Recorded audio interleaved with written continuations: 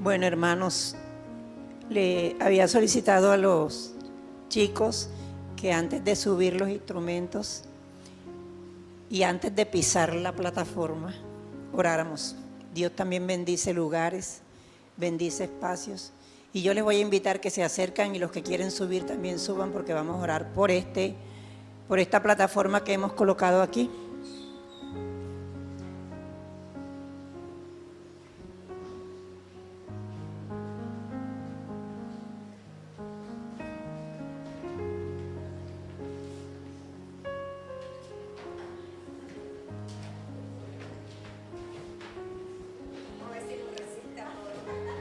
Si se va a dañar, se daña ahora mismo.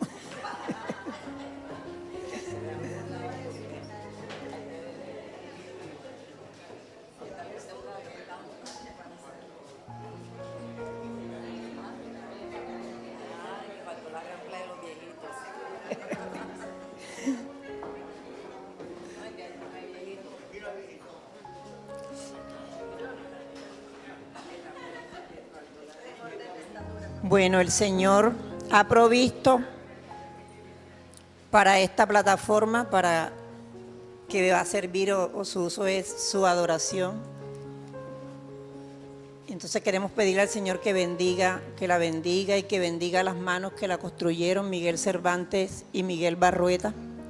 Es la primera que hacen, aunque él tiene conocimiento de la parte estructural de hierro y todo eso. Le tocó armar la madera porque el carpintero no estuvo a tiempo a la mano. Pero bueno, todavía le falta un tapete o algo. Entonces vamos a pedirte, Señor, en nombre de Jesús y en el poder del Espíritu Santo, que tú bendigas este espacio, que tú bendigas este lugar, que tú bendigas esta plataforma que hemos colocado aquí, Señor, para darle una mejor presentación al templo, para adorarte, para bendecirte, para que seas tú, Señor, permitiendo que le demos el uso reverente y acertado para el cual ha sido hecha. Señor, que aquí se predique tu palabra, que aquí se haga lo que te agrada a ti, Señor, y que seamos reverentes cuando lleguemos a esta parte, porque es símbolo de aquel tabernáculo en donde había un atrio, había un lugar santísimo, aunque el velo ya se corrió y nada de eso existe hoy, porque tú dices que no habitas en templos hechos de manos de hombre, sino que ya habitas en nuestros corazones. Pero tú haces santos los lugares, Señor. Haz santo este lugar, santifícalo, bendícelo. Y cuando esta plataforma se mueva de aquí para uso del colegio, que también ha hecho con ese propósito, también le demos el uso debido, el uso adecuado, y que la cuidemos, Señor. Bendícela, Padre. No permitas que sobre ella haya ningún accidente ni ninguna situación. Que seas tú cubriéndonos, que seas tú guardándonos y que seas tú, Señor, bendiciendo todos los instrumentos, los muchachos y todos los que vamos a estar aquí para tu gloria y para tu honra. En el nombre de Jesús, amén y amén. Bueno, vamos a darnos un aplauso por este logro. Prueba realizada.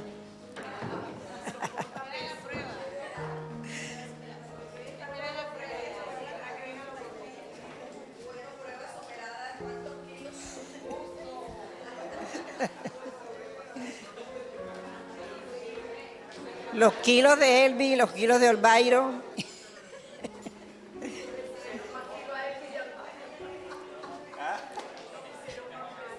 Y ahora invitamos a nuestra predicadora Carmen Acosta, que también se la va a estrenar hoy.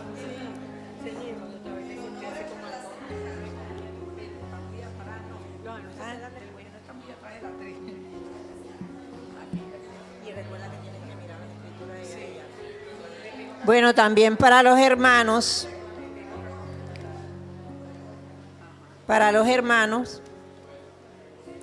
Luzma, ya se han dado cuenta que tenemos aquí un monitor con el fin de no estar haciendo esto, ¿sí? Sino que aquí miramos, se le colocan las letras bien grandes y desde aquí colocamos los mensajes. Yo voy a colocar las diapositivas, no tengo que estar haciendo así. Entonces, les recuerdo a todos, cuando lleguen aquí no hay que estar haciendo así. Vamos a hacer el ejercicio. Gracias te damos, papá, porque eres bueno y tus misericordias son para nosotros cada día nuevas. Gracias por este lugar donde, oh Dios, tu presencia ha estado con nosotros, donde tu presencia seguirá moviéndose, Señor. Por eso lo hemos presentado ante ti, pidiendo que tu Espíritu Santo recorra, Señor, este lugar y sea llenando nuestras vidas. Haznos sensible a tu palabra, Dios, porque queremos ser llenos de ella. Queremos que ese alimento nutra nuestro ser, nuestro espíritu, nuestra alma, y que seas tú, oh Dios, enseñándonos cada día. Amén.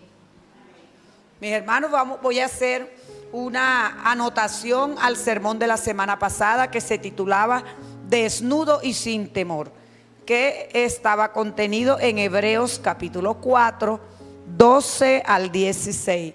Desnudo y sin temor. Una anotación. Porque la palabra de Dios es viva y eficaz y más cortante que toda espada de dos filos, que penetra hasta partir el alma y el espíritu y las coyunturas y los tuétanos, y discierne los pensamientos y las intenciones del corazón. Y no hay cosa creada, escuche que no sea manifiesta, se me fue.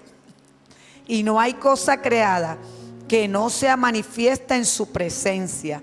Antes bien, todas las cosas están desnudas y abiertas a los ojos de aquel a quien tenemos que dar cuenta. Por tanto, teniendo un gran sumo sacerdote que traspasó los cielos, el Hijo de Dios, retengamos nuestra profesión. Gracias, Jorge. La revista Forbes hizo en un comentario, un artículo grande en ella acerca de los sueños. Dice que el 12% de las personas soñamos, pero que en esos sueños se veían en ropa interior o desnudos. Resulta que nosotros cuando tenemos sueños empezamos a buscar quien nos los interprete, ¿cierto? Ay, ¿tú qué crees que Dios me quiere decir? Ay, ¿qué significará ese sueño? Pues cuando las personas sueñan que están desnudas o que están en ropa interior, quiere decir que esa persona está ansiosa o está molesta porque se siente expuesta ante los demás. Y no quiere decir que está desnuda, que está vulnerable, ansiosa o expuesta ante los demás. Pero las personas creemos que vulnerabilidad es sinónimo de que uno está acobardado, sinónimo de debilidad, cuando significa lo contrario. Vulnerabilidad es el coraje de presentarse como somos delante de los demás y ser vistos sin saber el resultado o el final de lo que estamos haciendo.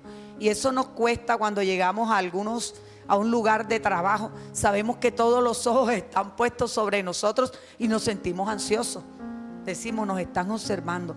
¿Qué es lo que van a ver? Y no debe producir eso en nosotros. Allí encontramos el texto bíblico que dice que nosotros, hagamos lo que hagamos, sabemos que tenemos que darle cuenta a alguien.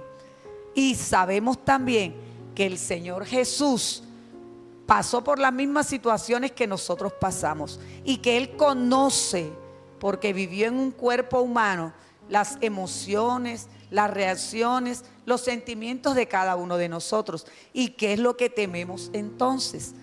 La Biblia dice, acabamos de leer, que Él nos mira desnudos, nos conoce tal cual somos. ¿Qué queremos esconder con el vestido largo, poniéndonos 3 piezas, el vestido y arriba una chaqueta? ¿Qué queremos esconder? El Señor nos conoce, dice el verso. En su presencia todas las cosas están abiertas y desnudas. Entonces esa vulnerabilidad con Dios no va, porque Él conoce hasta lo más profundo de tus pensamientos, pero Él nos da el texto del 12 que nos dice que la palabra nos ayuda a acercarnos sin temor a Él, porque ella es viva y es eficaz. Lo que pasa es que cuando leemos ese texto bíblico, a mí me pasaba me daba temor, porque yo decía, penetra como una espada. La figura de la espada no debe darnos temor, no debe llevarnos a pensar que la palabra nos va a dañar, la Biblia, no. Cuando habla de espada, es como si fuera un elemento quirúrgico que va a sacar, cuando abren una persona, el bisturí abre para que saquen de allí lo que está dañando al resto del organismo. En lo que nos compete a esta parte, desnudos ante el Señor, la palabra es viva para sacar de nuestra mente, de nuestros corazones, esos pensamientos que todos tenemos, que todos y cada uno de nosotros podemos tener, pero ese es el trabajo que la palabra hace. Como ese bisturí saca lo malo para que cada día nosotros seamos perfeccionados por el Señor. Por eso es viva y es eficaz. No temamos entonces a la desnudez de la que hablaba la revista y de lo que dice la palabra. El Señor nos conoce. Jesús por eso nos comprende, porque Él como un sumo sacerdote nos anima que nos acerquemos al Señor en oración, en libertad, porque Él en la cruz, ese sacrificio en la cruz es el que nos transforma cada día a nosotros. Ojalá que no tuviéramos malos pensamientos, ni intenciones malas cuando alguien nos ofende, ojalá, pero recuerda, para eso está la palabra, como decía nuestro hermano, como una lámpara, como una guía. Y no le temas, porque ella en verdad es la que está enviada por Dios para limpiarnos, para cambiarnos. Por eso cada uno de nosotros está delante del Señor tal cual somos, desnudos. Ahora te invito que vayas al libro de Hebreos, capítulo 5, versículo 1 al 10. Habla de Jesús como el sumo sacerdote. ¿Sabe que esta parte de Hebreos pienso que es la parte más bonita, hermano Volmer? Me tocó a mí o yo. La parte más bonita y más sencilla, porque para mí el libro de Hebreos no es fácil de comprender, pero esta parte habla del gran sumo sacerdote de Jesucristo. Quiero que recuerdes que en el Antiguo Testamento había una tribu, la tribu de Leví. Todos los de esa tribu eran sacerdotes y estaban encargados del servicio, del culto, porque los levitas tenían a su cargo el culto y todo lo que tenía que ver con la adoración y exaltación a Dios. Pero Jesús es el sumo sacerdote que sobrepasó a esa tribu de levitas. Jesús, nuestro sumo sacerdote. Hermanos, yo quiero que tengas en cuenta algo. Todos sufrimos, hemos sufrido de muchas cosas, de enfermedades, las circunstancias nos hacen sufrir, pero hay una diferencia en cómo unos y otros afrontan el sufrimiento.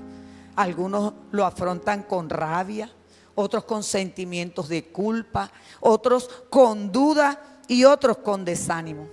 Pero sabes, Dios no quiere que tú sufras, pero sí nos da a entender la palabra que a través del sufrimiento aprendemos. A través del sufrimiento el Señor hace cosas maravillosas en nuestras vidas. El autor Lewis escribe que en medio del sufrimiento Dios levanta su voz a favor nuestro. Cuando tú estás sufriendo, recuerda, tú no estás solo.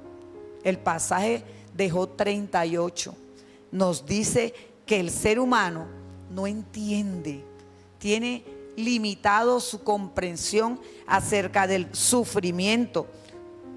A veces lo rechaza, a veces se resiste. ¿Por qué tengo que ser yo al que le pase todo esto? ¿Por qué tengo que ser yo el que sufra?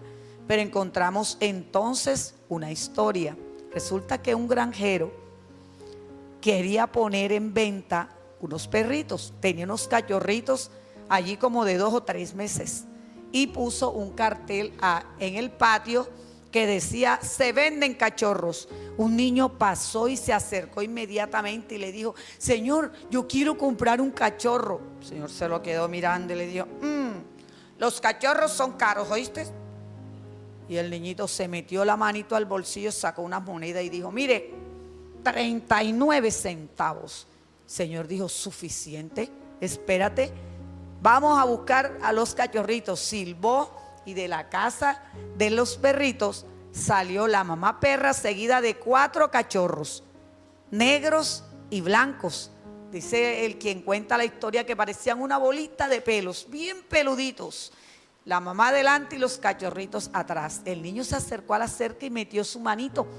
Los perritos empezaron a lamerle la mano al niño, pero él se dio cuenta que algo se movía allá atrás.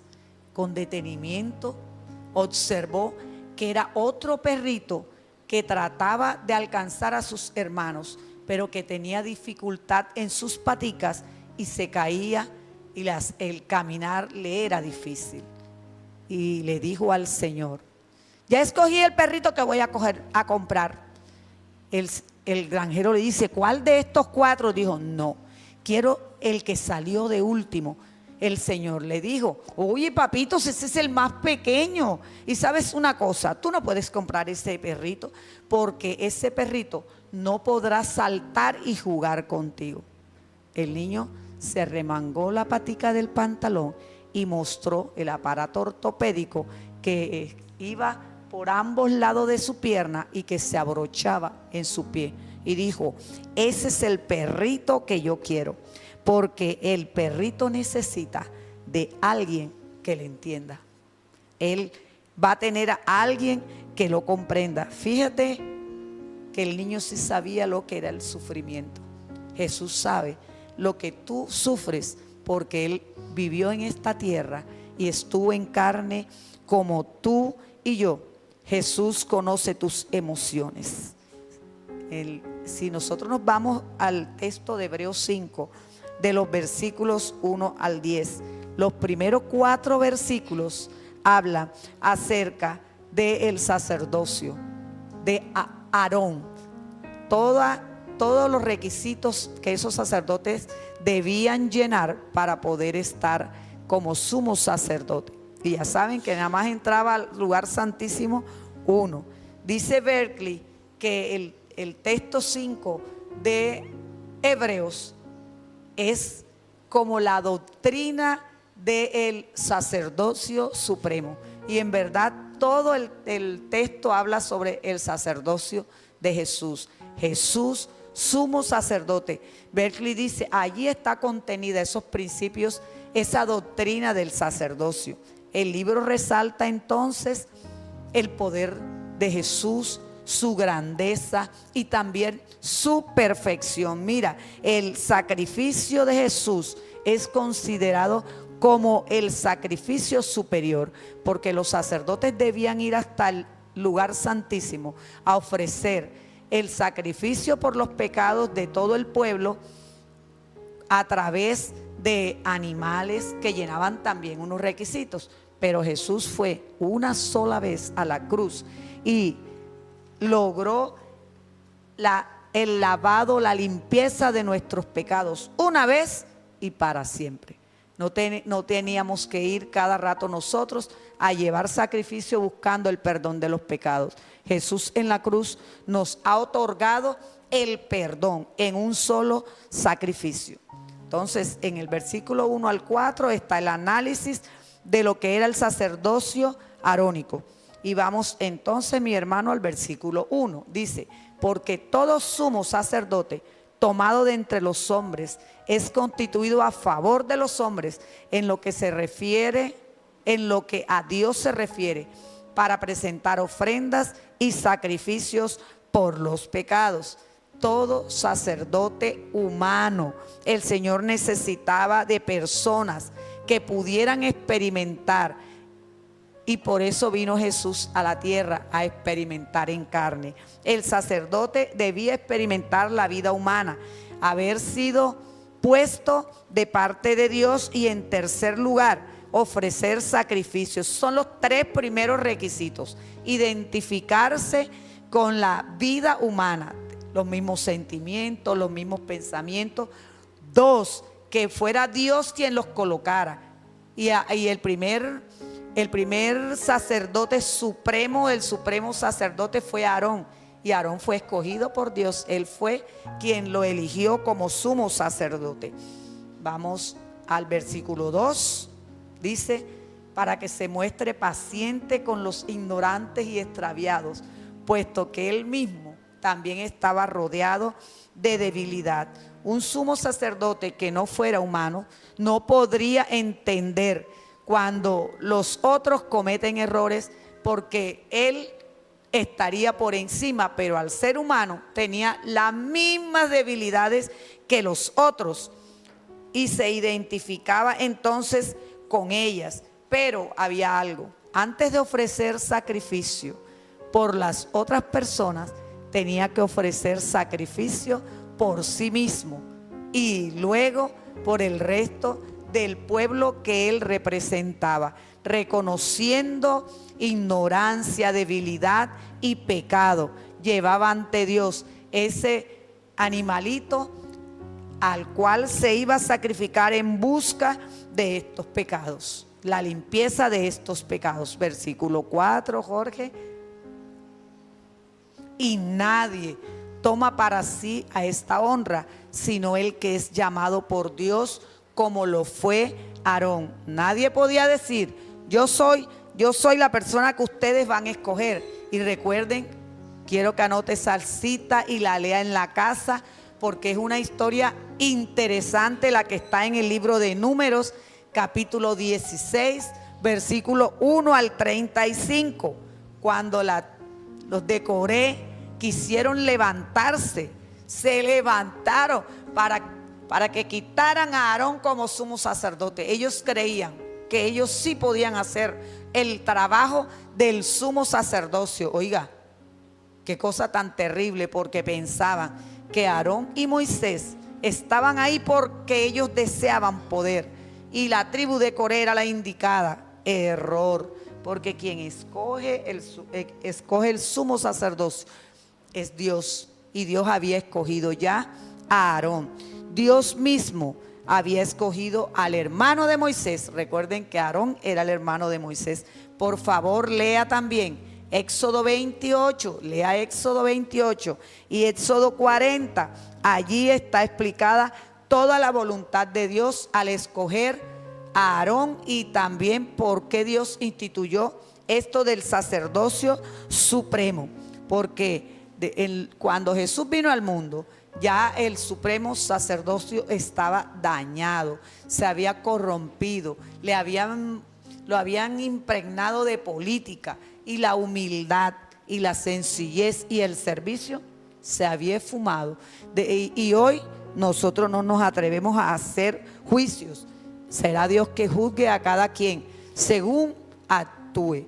El supremo sacerdocio buscaba, era ahora en este tiempo, la figura de Jesús. Él es el ejemplo del sumo sacerdote. Así deben ser todos los sacerdotes del Señor.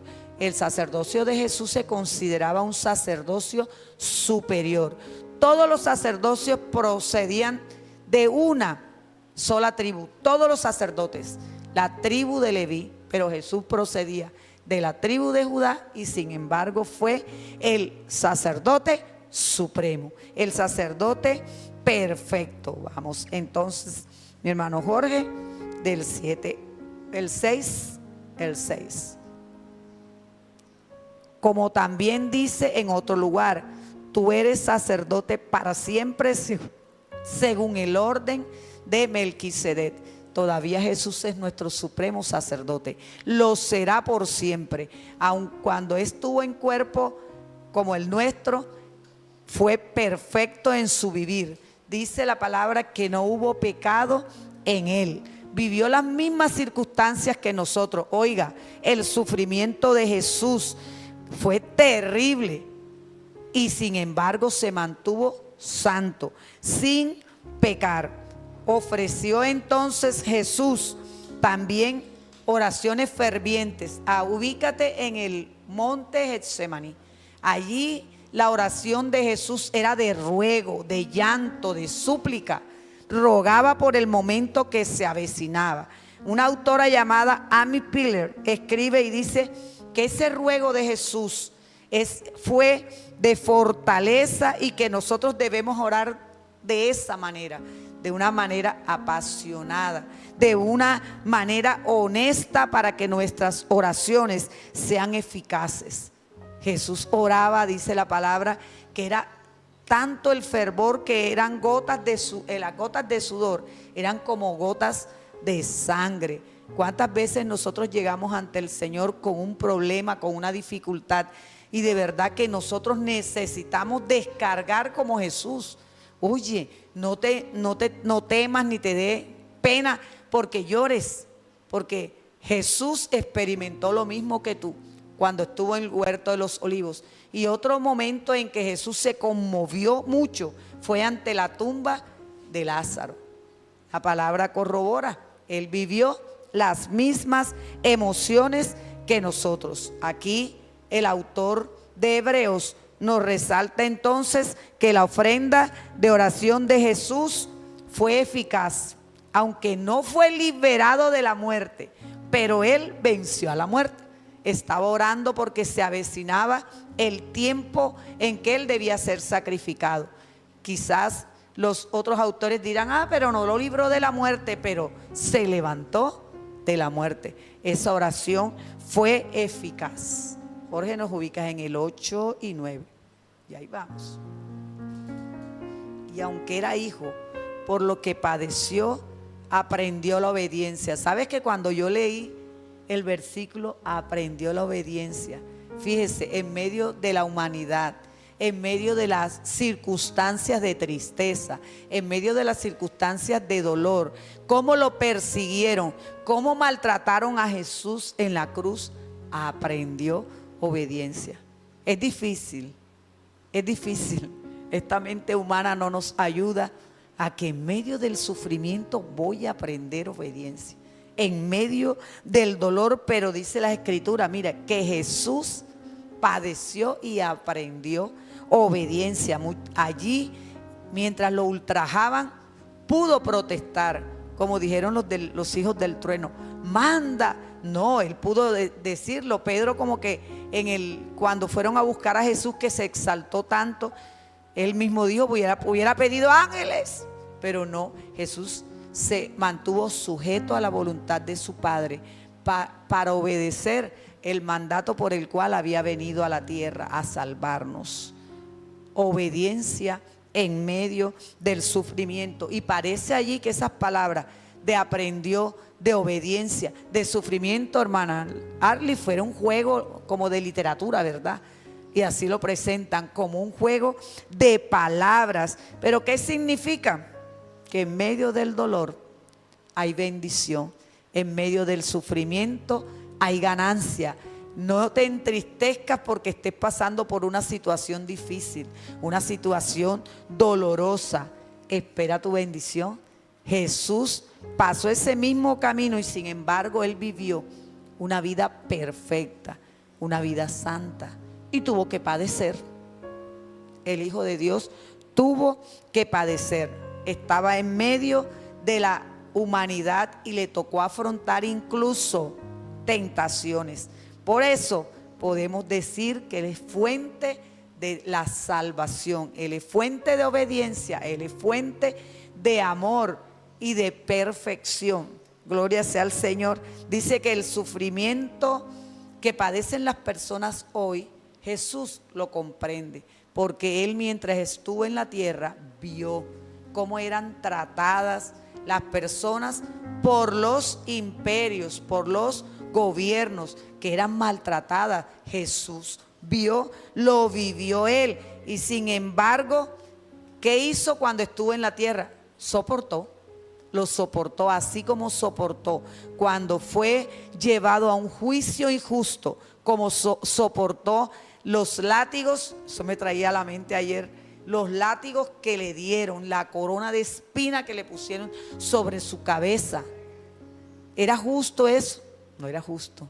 Se mantuvo en silencio por obediencia al Padre. Entonces nos da a nosotros un ejemplo de que debemos muchas veces soportar.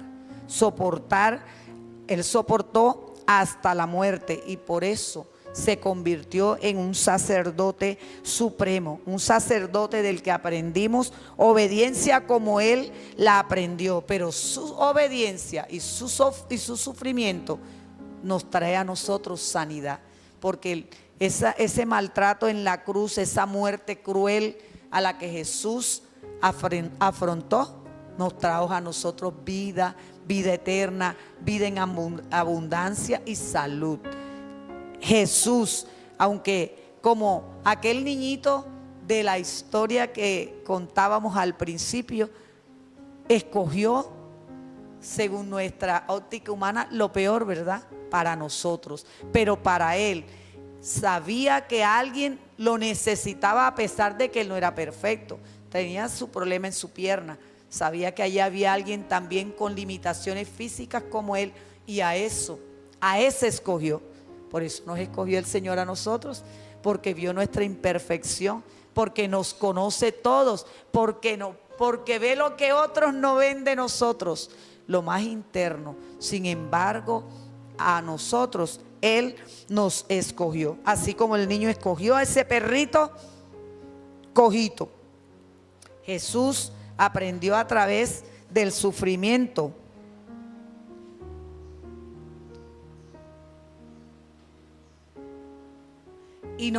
Y comprendió cómo los hombres también luchábamos, también los hombres teníamos que enfrentar muchas cosas para vivir. Y sabemos entonces que en ese sentido que el Señor, como vivió en medio de nosotros, entiende todo por lo que pasamos, nos comprende. Y yo digo algunas veces, Señor, pero fallé ahí, fallé. Porque nos duele cuando fallamos, nos duele cuando esperan algo de nosotros y nosotros no lo alcanzamos. Jesús nos comprende. Jesús nos comprende. Eso para mí fue algo hermoso. El decir, Señor, yo muchas veces me desespero porque no alcanzo las cosas que quiero proponerme en lo espiritual, pero si tú estuviste en la tierra y viviste, sabes que este pensamiento lo quiero llevar a un lado y Él quiere coger para otro. El sumo sacerdote nos entiende, está a nuestro lado en esos momentos difíciles, porque Él es fuente de esperanza y fuente de vida eterna. Hermano, no te desesperes cuando tú dices, yo debo estar en tal altura espiritual. Ve con calma, que el Señor va contigo. El Señor va haciendo su trabajo de sacar lo que a Él no quiere que esté en ti. Y para eso decía el hermano Volmer la semana pasada, aquí está la palabra que aclara nuestros pensamientos y nos lleva a la verdad. No te desesperes, el Señor está haciendo un trabajo en ti. Él es el sumo sacerdote perfecto. Y nuestro llamado a la acción en esta mañana, cuando estés frente a dificultades, ¿cuál será tu actitud ahora? Cuando estés enfrentando circunstancias difíciles, acuérdate, Jesús pasó por lo mismo que tú pasaste, está a tu lado. Pero ¿cuál va a ser tu actitud de ahora en adelante esta semana? Ofrece tu apoyo a alguien que esté pasando por circunstancias difíciles. ¿Sabes? Que hay personas que están necesitándote, hay personas que esperan escuchar una palabra de aliento de parte tuya, una palabra de ánimo. Alguien necesita oírte decir, hermano, ya yo pasé por eso. El Señor no te va a abandonar, no te va a dejar solo. Hermano, aférrate a la mano de Cristo, que Él está para guiarte, porque hay un camino que recorrer, hermanas. Hay un camino que recorrer, pero la palabra dice que estará con nosotros hasta el final. Hasta el final. El supremo sacerdote, el sacerdote de los sacerdotes, Jesucristo, que llenó aún los requisitos y más de los sacerdotes de Aarón. Gracias te damos, papá.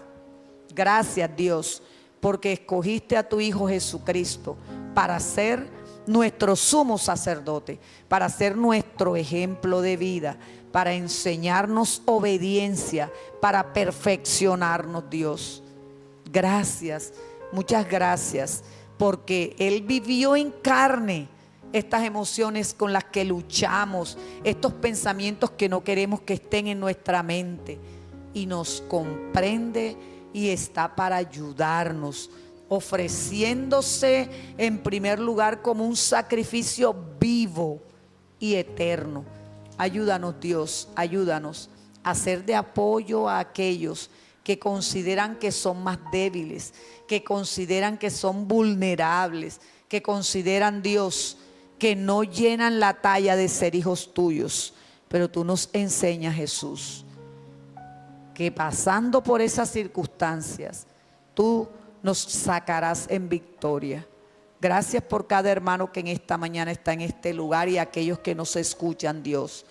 Bendícelos grandemente, fortalécelos, papá. Permite que te busquen en oración y en ruego como lo hizo Jesucristo, y que cada día puedan crecer como tú esperas.